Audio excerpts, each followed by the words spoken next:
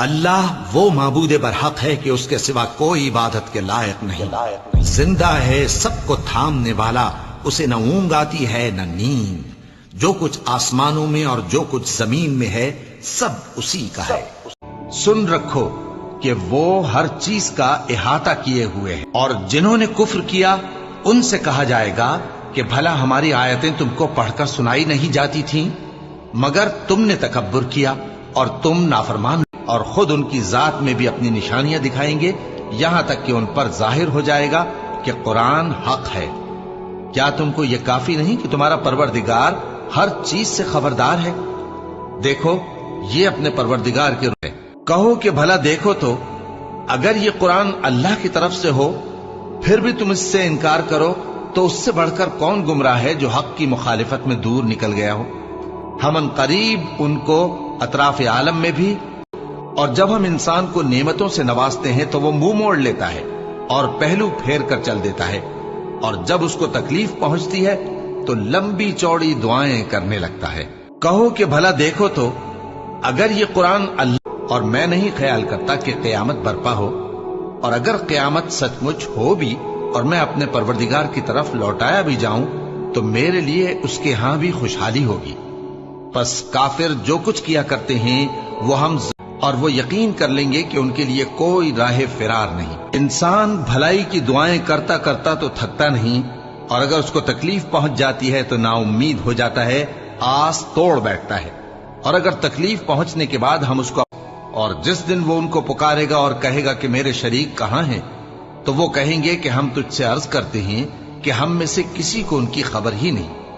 اور جن کو پہلے وہ اللہ کے سوا پکارا کرتے تھے سب ان سے گم ہو جائیں گے، اور جس دن وہ ان کو پکارے گا اور کہے گا کہ میرے شریک کہاں ہیں،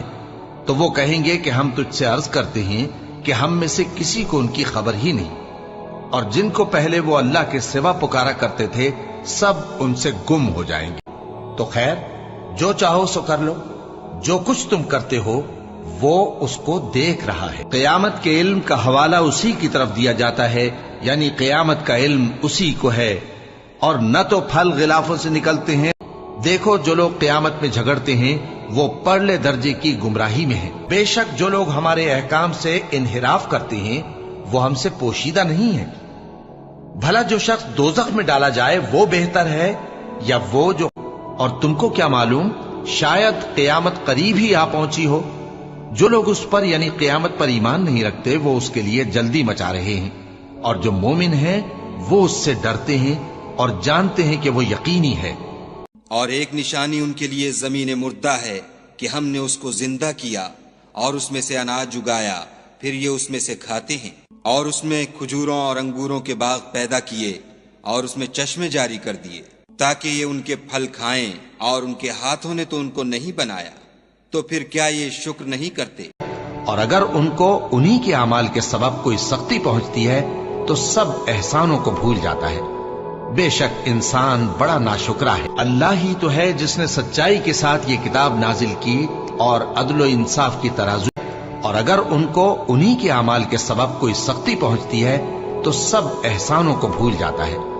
بے شک انسان بڑا ناشکرا ہے۔ اللہ ہی تو ہے جس نے سچائی کے ساتھ یہ کتاب نازل کی اور عدل و انصاف کی ترازو، پھر اگر یہ منہ پھیر لیں تو ہم نے تم کو ان پر نگہبان بنا کر نہیں بھیجا، تمہارا کام تو صرف احکام کا پہنچا دینا ہے۔ اور جب ہم انسان کو اپنی رحمت کا مزہ چکھاتے ہیں تو وہ اس سے خوش ہو جاتا ہے، اور ان سے کہہ دو کہ قبل اس کے کہ وہ دن جو ٹلے گا نہیں اللہ کی طرف سے موجود ہو،